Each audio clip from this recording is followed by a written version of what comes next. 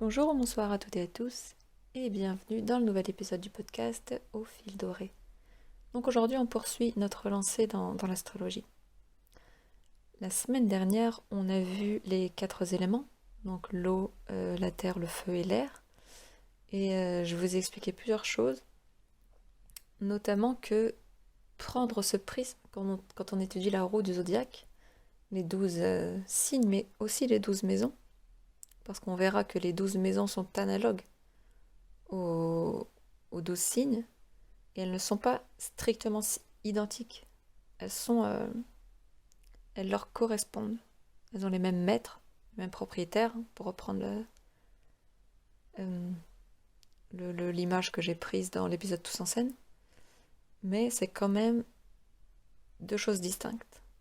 Enfin bref, ça on verra ça encore plus tard. C'est important de voir les modalités juste après les éléments parce que ça nous renseigne sur une manière dont le zodiaque est organisé. C'est pas juste une suite comme ça, juste une suite, on va dire, linéaire. Parce qu'il y a une histoire et on verra ça au début, juste avant que je vous raconte les signes dans l'ordre. En fait, je vais vous expliquer un peu pourquoi ils sont dans cet ordre. Donc, je vais vous expliquer que les signes se suivent suivant une succession toujours immuable, donc toujours de bélier à poisson. Encore pour les répéter, pour vous faire ancrer ça, donc c'est bélier, taureau, gémeaux, cancer, lion, vierge, balance, scorpion, sagittaire, capricorne, verseau et poisson. Ils se suivent toujours dans l'ordre suivant, donc c'est toujours un signe de feu qui suit un signe de terre, puis d'air, puis d'eau, puis feu, terre, air, eau, feu, terre, air, eau. Voilà, on a les 12. Je vous ai dit également qu'il y en a toujours un qui est masculin, puis un qui est féminin. Masculin, féminin, masculin, féminin. Hop. Encore une fois, on a les 12. Mais une autre manière encore dont ils se suivent, c'est suivant les 3 modalités. Donc il y en a 3. Je vous ai dit la semaine dernière que 12 c'est 3 x 4 ou 4 x 3. Les éléments, c'est 4 éléments divisés en 3 signes. Donc comme il y a 3 déclinaisons, on parle de triplicité. Et là, comme il y a 3 modalités pour 4 signes, on parle de quadruplicité. Enfin ça c'est un détail complètement technique, c'est pas la peine de vous en rappeler en soi, mais au moins c'est dit. Donc là, on a, pour une même modalité, 4 signes. Et si ça fait tilt quelque part dans votre cerveau, au fond, 4, c'est le nombre d'éléments. Donc oui, par modalité, il y a un signe de chaque élément. Et vice-versa, si on le renverse, en fait, les 3 signes qui appartiennent au même élément, donc que je vous ai décliné la semaine dernière, eh bien en fait, il y a un signe de chaque modalité par élément. Par exemple, pour l'élément feu, il va y avoir un signe qui est cardinal, un signe qui est fixe et un signe qui est mutable. Parce que oui, les 3 modalités dont on va parler, c'est celles-ci, sont cardinales, fixes et mutables. Et ça a un rapport avec les saisons, parce que si on découpe l'année en 4, on retrouve les 3 mois qui forment une saison. Et symboliquement, ça s'explique comme ça, les 3 modalités, c'est le premier signe cardinal, il lance la saison. Il la démarre, il la débute, il l'initie, il l'annonce presque. C'est donc notamment le signe du bélier qui va annoncer le printemps, puis le signe du cancer qui va annoncer l'été, le signe de la balance qui annonce l'automne, et enfin le capricorne qui annonce l'hiver. Et ensuite, on va avoir un signe qui est dit fixe, c'est-à-dire que lui, il est en plein milieu de la saison, et lui, il est... c'est comme si par rapport à la saison, hein, pas par rapport au signe, il était le symbole de la saison même, du plein épanouissement de cette saison. Donc ça va être le taureau au printemps, le lion l'été, le scorpion en automne et le verseau en hiver. Et le 3e signe, ça va être celui qui, deux choses, à la fois, il clôture la saison, donc il marque la fin, et en même temps, il commence déjà à préparer le terrain pour la saison d'après. Donc c'est ce qu'on appelle un signe mutable, c'est le signe du changement, de la transformation, de la transition. Donc on retrouve 3 modalités, cardinal qui commence fixe au milieu et mutable qui change. Et donc on a 4 signes, et ces 4 signes, c'est chacun un des éléments. Donc un signe cardinal de feu, un signe cardinal d'air, un signe cardinal de terre, un signe cardinal d'eau, etc. pour les 3 modalités. Jusque-là, c'est clair? Donc pour aller juste un petit peu plus profondément dans le signe cardinal, c'est le signe qui, je lisais dans un livre de Luc Biget, qui exprime les 4 manières d'exprimer la volonté. Donc c'est vraiment cette idée de on commence, on démarre, on débute, et sans vraiment nécessairement l'idée de faire durer. Vraiment, ça fait pas partie de ce signe. Juste l'idée, c'est de commencer. Donc on peut retrouver, associé à ces signes, des qualités, par exemple comme le leadership, mais c'est pas tant le leadership au sens de meneur d'hommes, meneur de groupe, mais le leadership en tant que c'est le meneur, l'initiateur, c'est le pionnier. C'est celui qui dit ah, ok, j'ai une idée et je la mets en place. Après, un peu qui me suivent. Donc là, on peut retrouver l'idée de meneur, mais c'est lui qui porte l'idée. Et c'est un peu aussi pionnier dans le sens, vous savez, comme les explorateurs qui démarrent quelque chose à partir de rien, ou les inventeurs. Donc on retrouve également associé à ces signes des idées de caractère ou de tempérament assez actif, rapide et ambitieux. C'est vraiment de la détermination, de la volonté. C'est des signes plutôt volontaires.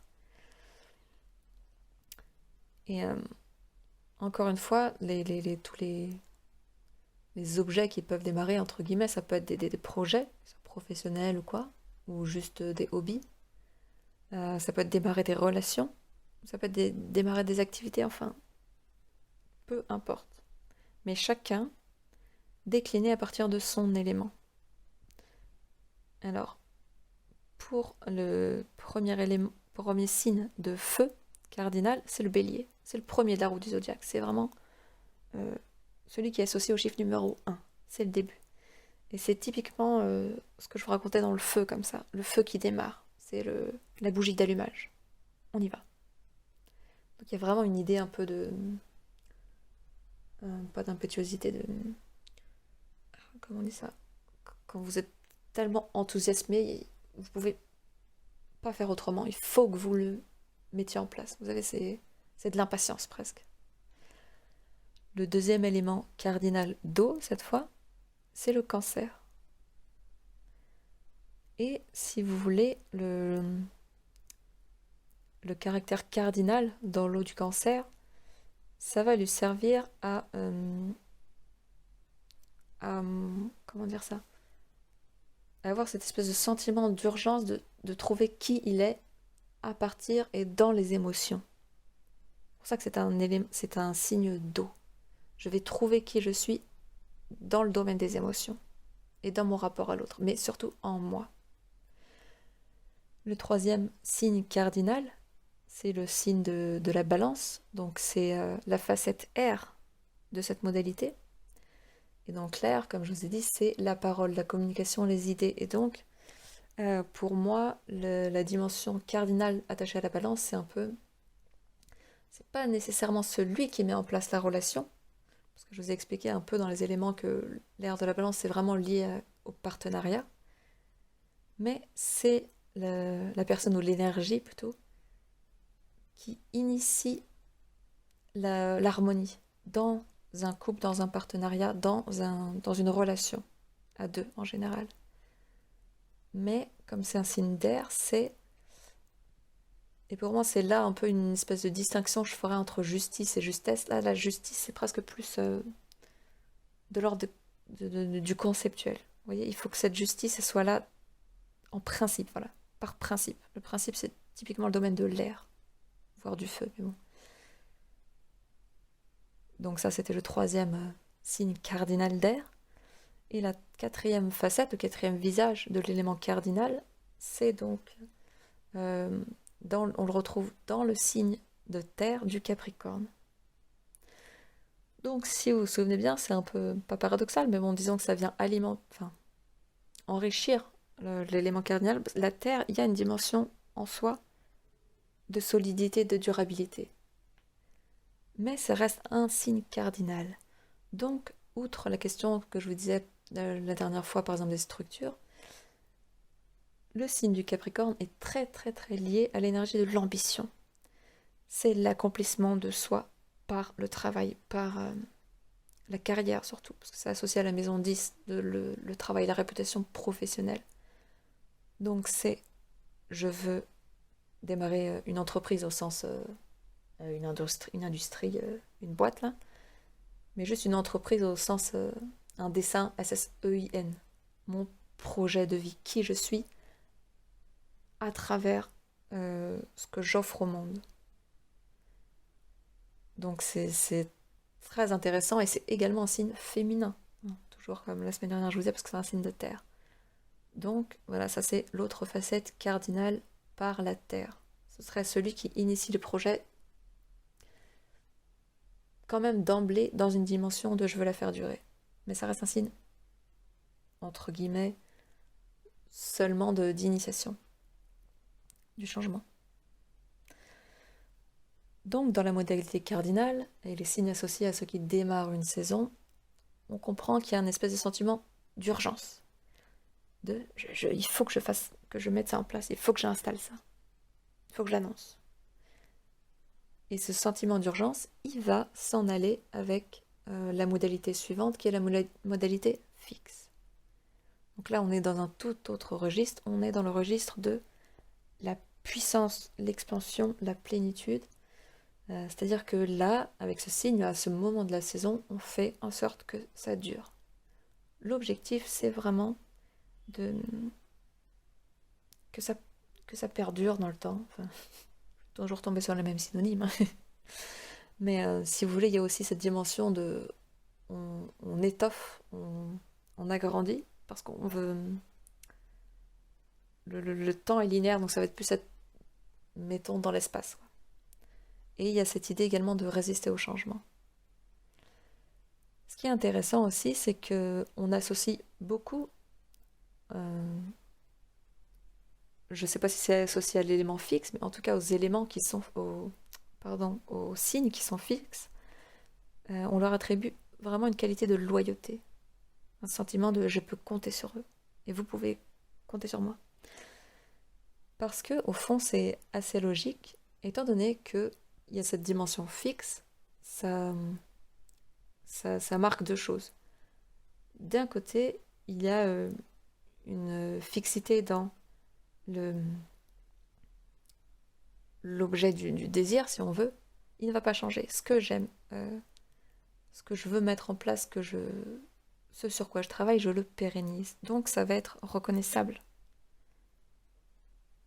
Et de l'autre côté, il va y avoir quelque chose de l'ordre de... du coup, si par exemple c'est associé à un placement ou à une maison attribuée à la personnalité, eh bien, qui je suis, ou même ce que je fais, même au niveau de la carrière, ou même n'importe, là où vous avez vos modalités fixes, eh bien ça aussi, ça va être reconnaissable.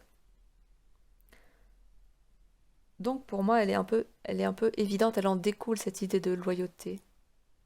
Parce que je ne vais pas changer ce que j'aime, et moi je vais rester le même. Vous voyez?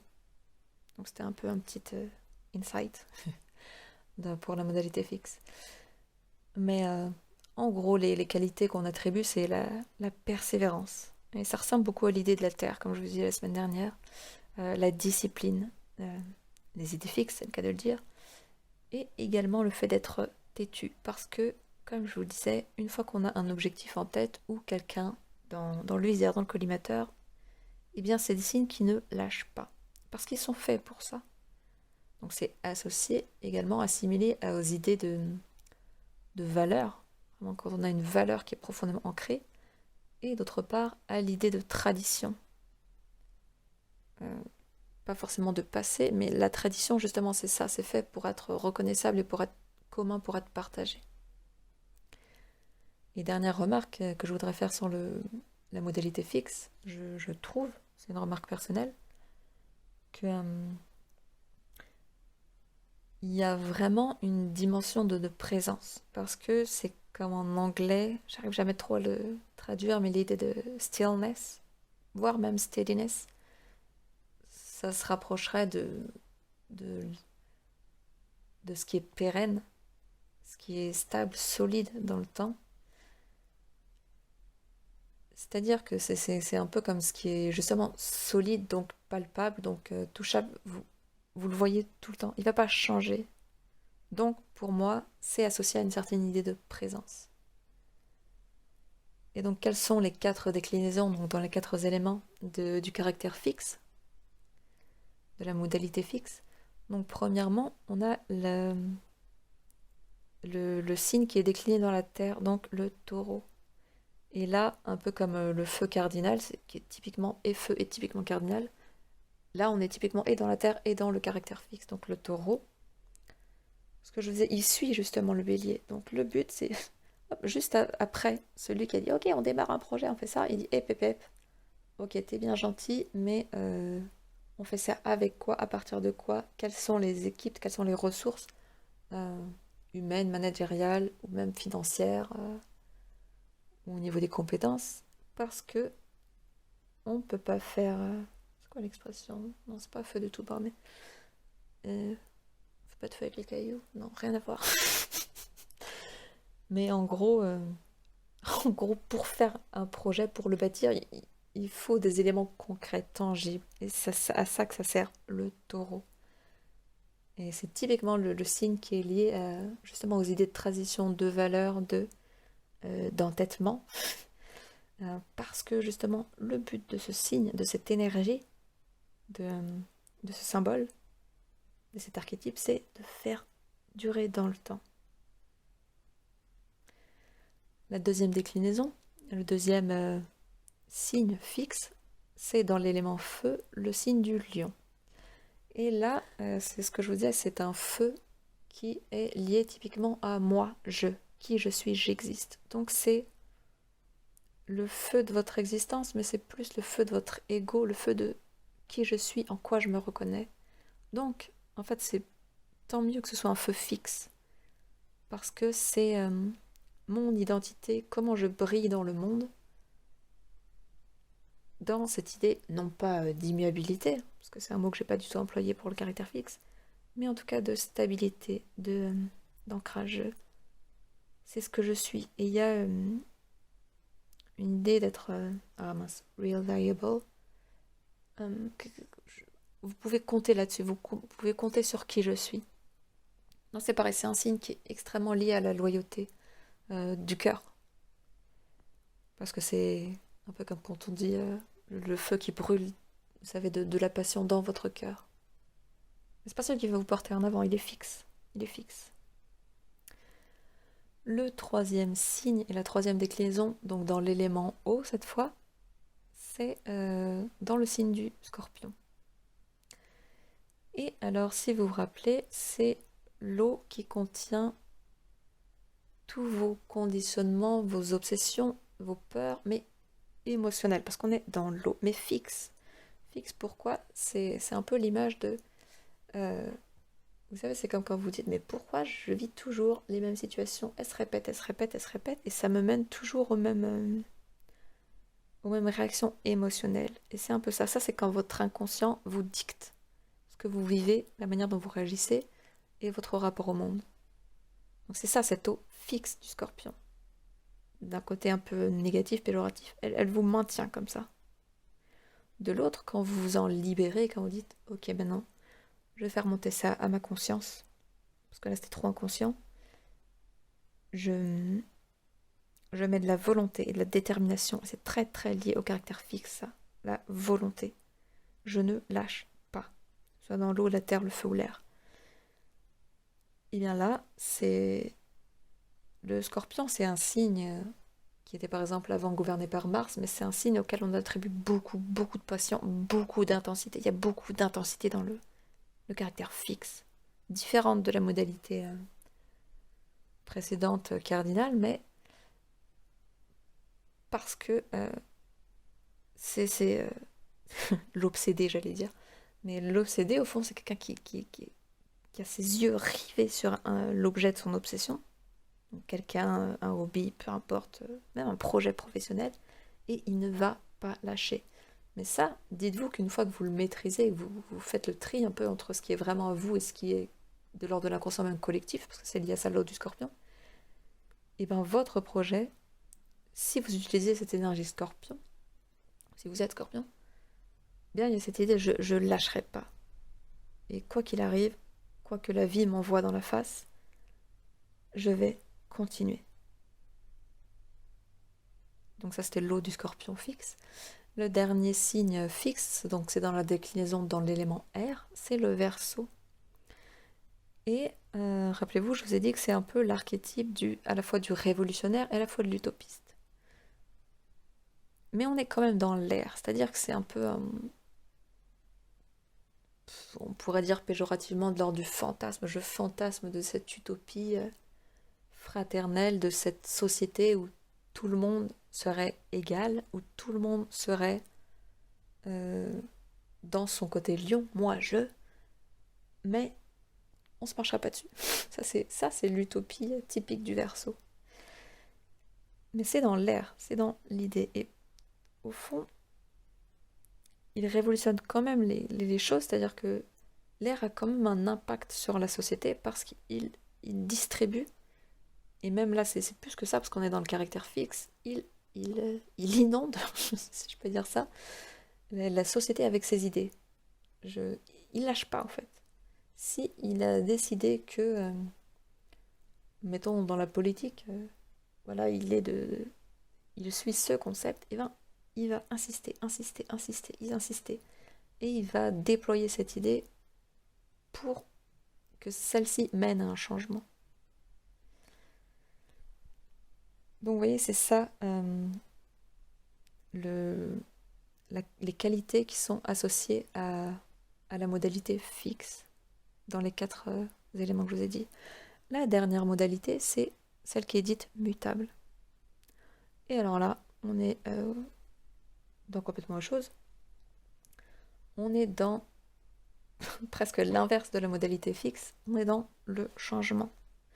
Donc ça va être des signes, des qualités, des facettes, des énergies qui vont être typiquement considérées comme versatiles, très difficiles à cerner, complètement mouvantes, carrément pas fixes, c'est le cas de le dire, parce que le but c'est d'assurer une transition. Si vous voulez, c'est le genre d'énergie qui est inscrite dans ces signes, qui se dit mais à quoi bon rester le même, rester fixe? Parce que moi, j'arrive au moment où, par exemple, pour que les feuilles tombent, il faut que la température baisse, il faut que le vent souffle, il faut qu'il y ait des changements hygrométriques, etc. En fait, il faut qu'un ensemble de facteurs soient réunis pour permettre à la saison d'après, ou au cycle suivant, métaphorique ou réel, de débuter. Tandis que si on s'accroche, eh bien, au fond, rien ne peut continuer et la vie s'arrête là. Donc, le but, c'est pas le changement pour le changement, c'est le changement pour le cycle d'après. Vous savez, c'est comme quand on dit en spiritualité que la mort annonce toujours la naissance d'après. La fin d'un cycle, c'est toujours le cycle d'après. Un peu comme au tarot aussi. L'élément 10, c'est toujours celui qui annonce le cycle d'après, parce qu'il y a le 1. Enfin bon.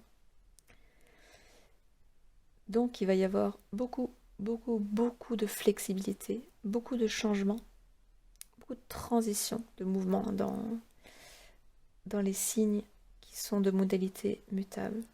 Et également, une autre facette qui est primordiale dans l'élément mutable, dans la modalité mutable, c'est la dimension de curiosité, d'ouverture d'esprit. Parce que le but, c'est, dans l'air, dans la terre, dans l'eau ou dans le feu, d'aller un peu piocher à droite à gauche pour, d'une part, voir ce qu'on garde, est-ce que ça vaut la peine d'être gardé, ou ce qu'on ne garde pas, donc ça, en fait, on jette. Ou peut-être quelque chose de nouveau qu'on n'a pas encore. Parce que, encore une fois, c'est le terrain mouvant de... On va passer du 0 au 1 ou du 1 au 2, quoi. En tout cas, de l'état A à l'état B. Donc il faut que ça change, sinon on va rester A, quoi. Et sinon il n'y a pas de changement. Mais c'est au signe suivant de démarrer, c'est pas à lui. Donc il va assurer cette transition. Donc ça va être des signes qui vont, en anglais, go with the flow, c'est suivre les courants de la vie aussi. Parce qu'ils ont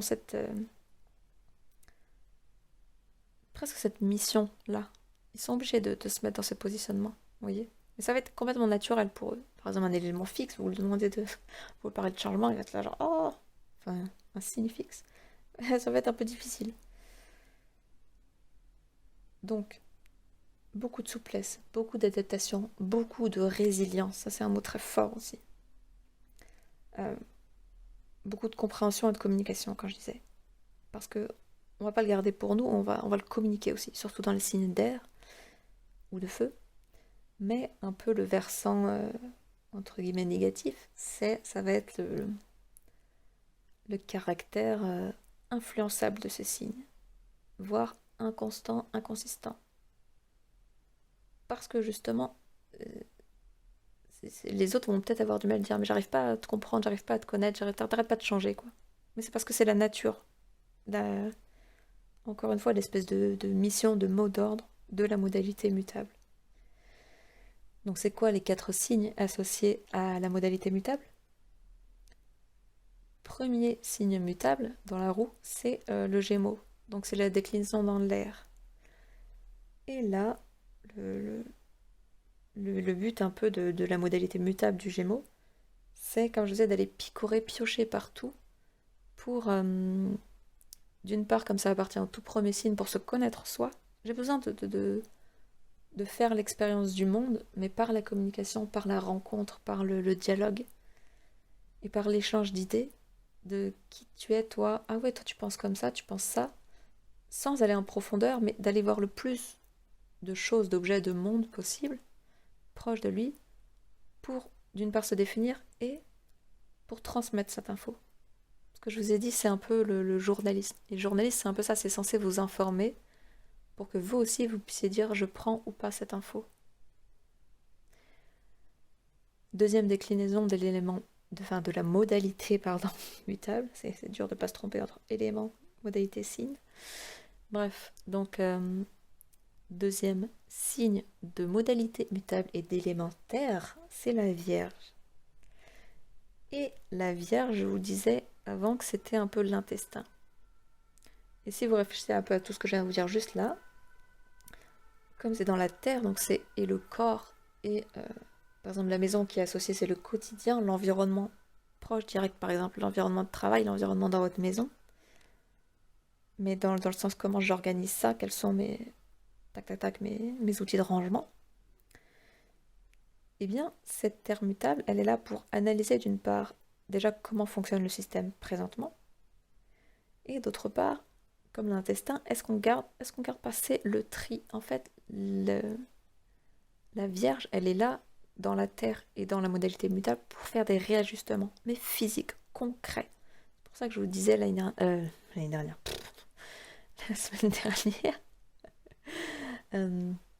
que c'était un signe logique, pragmatique et logistique. Parce que on veut faire en sorte que ça marche mieux. On veut perfectionner. Le perfectionnisme est très rattaché au signe de la Vierge, mais on veut optimiser un fonctionnement.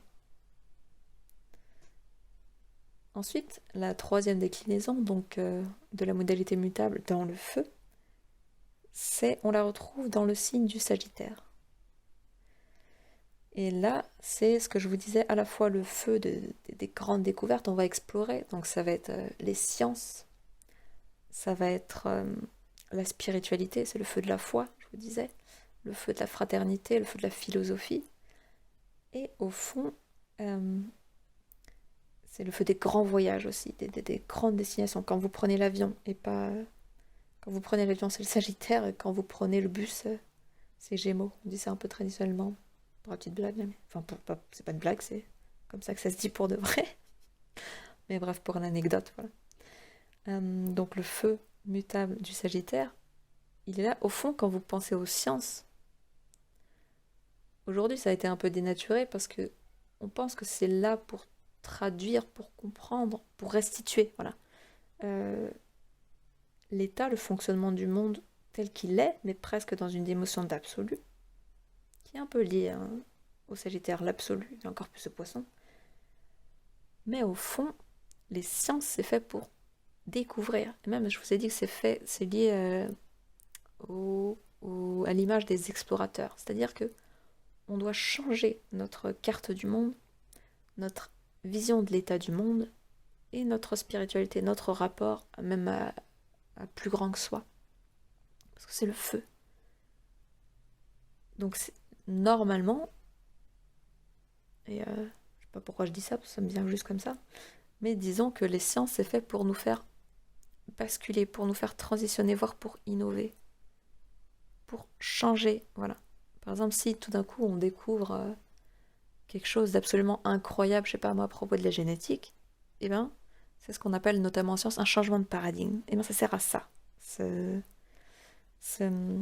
En tout cas, cette dimension mutable dans le feu du Sagittaire. C'est très très lié au professorat aussi, le Sagittaire. Enfin, la dernière déclinaison de la modalité mutable dans l'élément eau, c'est le signe du Poisson. Et là, c'est le dernier signe du zodiaque, c'est le dernier élément de la roue, et donc la dernière maison qui est associée avec. Et là, c'est presque littéralement la fin, la mort. C'est la fin de la fin, c'est le bout du bout. C'est on a fini, et ce que j'arrivais pas à retrouver la dernière fois, c'est un peu l'idée du déluge. C'est ça, cette eau-là, mutable. C'est même plus qu'elle nettoie ou qu'elle purifie, mais elle emporte tout. D'où l'idée, comme je vous disais la dernière fois, que c'est une eau qui dissout les barrières entre il n'y a plus de toi, il n'y a plus de moi, il n'y a plus de jeu. Et, et la philosophie et la spiritualité, mais à un niveau beaucoup plus élevé qu'avant dans le feu du Sagittaire. C'est une eau qui contient également qui dissout la limite entre réel et irréel, d'où, rattaché au Poisson, ces idées de comment dire, c'est l'eau qui contient tous les fantasmes, c'est l'eau qui contient toutes les illusions, tous les rêves. Les rêves, d'une part, ce qu'on fait la nuit quand on dort, donc qui font remonter dans notre inconscient, mais également les rêves, quand on dit moi j'ai un rêve, mon rêve c'est de devenir ta ta ta ta ta ta ta. Donc c'est le rêve qui nous pousse en avant. Et comme c'est le dernier signe, le dernier élément, qui est en plus mutable dans la roue du zodiaque, c'est celui qui contient, parmi toutes les fantasmagories qu'il a ramassées, le rêve, le fantasme ou l'idée qui va faire germer le projet du premier signe Bélier suivant, donc le signe cardinal, voire j'allais dire primal ou primaire, mais c'est celui qui démarre le nouveau cycle avec un C majuscule. Donc vous voyez, c'est la fin, mais dans la fin, il y a toujours le germe du début suivant. Donc voilà, si c'était clair un peu ces histoires de modalités dans les roues, dans la roue du zodiaque, dans les 12 signes, les 12 maisons associées. Et là, encore une fois, même remarque que la semaine dernière, c'est intéressant à savoir dans votre carte, dans votre charte, de savoir si, déjà dans vos éléments personnels ou générationnels, vous avez plus de signes qui vont être placés dans les modalités cardinales, mutables ou fixes. Par exemple, si vous avez à fond du cardinal, mais allez-y, démarrez, écoutez pas les autres, parce qu'en plus, ça va venir de votre instinct, de votre intuition, comme je vous dis, dans cette eau primordiale, dans cette eau matricielle, quelque chose va émerger, et c'est à vous de le porter. C'est à vous de porter cette flamme. Ou bien, je sais pas, moi, vous avez beaucoup de choses fixes, et les gens vous disent, vous êtes vraiment têtu, oui, mais en même temps, c'est un peu votre job, votre rôle, d'être là-dedans, sans tomber non plus dans l'inflexibilité, parce que ça, c'est pas une qualité, entre guillemets, quoi. Mais, et pareil, si vous avez beaucoup de mutables, si les gens ont du mal à vous cerner et tout, ben, ça fait partie de votre nature. Et ce qui est encore plus intéressant, c'est de pousser, par exemple, peut-être que vous, vos problématiques elles vont davantage toucher à ce qui est de l'ordre du relationnel. Donc, vous allez voir soit, je sais pas, votre maison 7, votre Vénus, votre Mercure, comment vous communiquez. Ben, peut-être qu'il est là le souci. Peut-être que les gens vont dire, mais toi, tu dis toujours trop ce que tu dis. Mais oui, bah, ça se trouve, oui, vous avez, je sais pas moi, un Mercure, soit dans un signe de feu, soit dans un signe cardinal. Donc oui, ça va être dur pour vous de vous retenir. Mais comment est-ce que ça peut jouer en votre faveur, plutôt que de le prendre en mode adosser juste les critiques des gens, quoi. Ou je sais pas, ça peut être ce qui vous concerne, vous, ou ce qui vous préoccupe, ça va être plus de l'ordre de votre travail, ou même très précisément de votre créativité. Je sais pas, mettons que vous êtes un artiste. Ben, si vous avez votre maison 5 par exemple, ou même votre soleil, votre lune, peu importe, mais des placements qui indiquent que votre créativité est liée à, je sais pas moi, quelque chose de mutable, eh bien, ça va être normal, par exemple, que les gens ont du mal à dire, mais on reconnaît pas en fait votre travail parce que vous arrêtez pas de changer. Mais oui, mais parce que elle est là-dedans, votre créativité, et surtout, c'est là où vous allez vous épanouir, et pas en étant en mode cardinal ou fixe.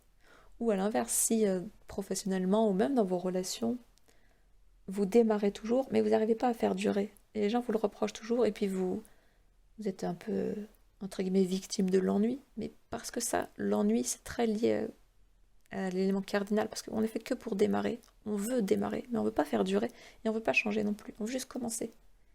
Donc ça va être très dur, par exemple, ou plus dur en tout cas, de vous dire, mais pourquoi moi je vois tous les couples, tous les gens qui ont une carrière très fixe, etc., et qui sont sur le même job, le même projet depuis une dizaine d'années. Oui, mais vous voyez, c'est parce que ça ne s'engage pas de la même manière chez vous, en vous, quoi. Donc ça, c'est intéressant, ce prisme-là à ajouter quand vous cherchez dans votre propre thème astral. Et encore plus fondamentalement, je pense que c'est encore plus intéressant, parce que là, dans tous ces podcasts, au fond, le but, c'est de vous connaître un peu vous-même. Il y a ce qu'on appelle je sais pas en français, mais en tout cas les trois placements majeurs, les trois avec lesquels on commence en tout cas l'astrologie quand on cherche à s'étudier soi. On regarde le signe de son ascendant, le signe de son soleil. Donc quand on dit en général je suis poisson, je suis bélier, je suis peu importe là, c'est le signe du soleil, et le signe de la lune. Et en général c'est ce trio ascendant soleil lune qui sont un peu les fondements de votre personnalité. Et j'y reviendrai vraiment plus tard, dans quelques semaines, sur cette triade, on va dire, ce socle premier, donc de l'ascendant du soleil et de la lune. Et encore une fois, là, c'est intéressant de voir. Ça se trouve, les trois sont en air. Ça se trouve, les trois sont en eau.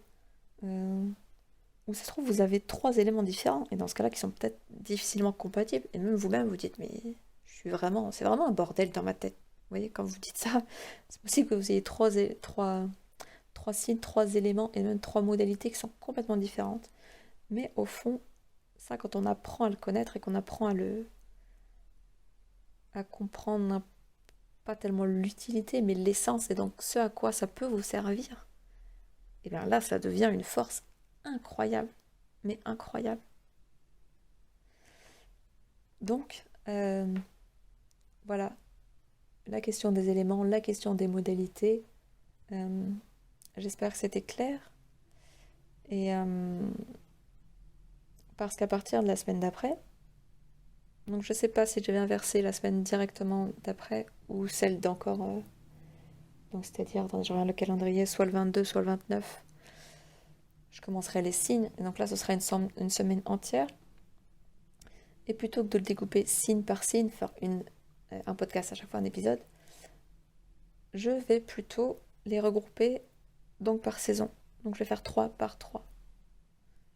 Et donc vous allez avoir, là si vous avez suivi, le signe cardinal fixe et mutable d'une saison. Donc le bélier, taureau, gémeaux du printemps, le cancer, lion, vierge de l'été, et le balance, voilà, balance, scorpion et sagittaire de l'automne, et enfin le capricorne, verseau et poisson de l'hiver. Je vais les découper comme ça, donc voilà. Bon, encore une fois, ça a duré 40 minutes. Écoutez, ça semble être mon timing. Je vais pas le diminuer. En tout cas, j'ai dit ce que j'avais à dire. Et je pense que c'est intéressant parce que ça vous donne plusieurs portes d'entrée, plusieurs, vous voyez, comme des couches de filtre, hein, comme sur quand on travaille les images dans les logiciels de traitement, là. Les couches, là, les layers. Euh, pour comprendre à la fois chaque signe, chaque maison, et aussi vos placements. Vous pouvez vous amuser à regarder un jour, une fois, quels sont tous les éléments que j'ai, et vous prenez ce prisme. Une autre fois, vous regardez toutes vos modalités. Et encore dans les secteurs qui vous intéressent. Et après, vous voyez si vous êtes capable de les cumuler ensemble, ou... enfin bref, en tout cas, ça vous donne plusieurs lunettes pour regarder votre thème astral ou le thème astral de n'importe qui. Et pour finir sur ces questions d'éléments et de modalités, ce qui est très important aussi, si vous avez bien compris, c'est que il n'y a jamais, par exemple, 2 éléments cardinaux de feu ou 2 éléments mutables d'eau. Il n'y en a qu'un de chaque. C'est comme si vous faites un tableau à 2 entrées. Vous faites les colonnes, c'est les 3 modalités, et les lignes, c'est les 4 éléments. Et bien, vous en avez un par case, et vous retombez sur 12. Parce que vous avez 3 x 4, 12, ou 4 x 3, 12. Donc voilà. Donc c'était tout pour tout ce qui concerne les éléments et les modalités, donc qui vont ensemble, comme vous voyez. Et donc, la prochaine fois qu'on reparlera d'astrologie, comme je vous disais, on parlera des signes un par un, mais coupés par saison. Voilà. Donc j'espère que c'était clair. Merci pour votre temps. Je me rends compte que c'est un peu poussé, mais en même temps, je vous avoue que pour moi, c'est la base de la base. En fait, je peux pas... Pour moi, à mon niveau d'attente envers moi-même, je ne veux pas aller en dessous. Donc peut-être que ça s'adresse à des gens pas forcément spécialisés, mais en tout cas passionnés, qui ont vraiment envie. Donc d'ailleurs, ça ne me dérange pas si vous ne l'écoutez pas. Mais en tout cas, voilà, moi ça me fait plaisir de partager ces informations et cette passion. J'espère que ça vous aidera dans votre propre quête.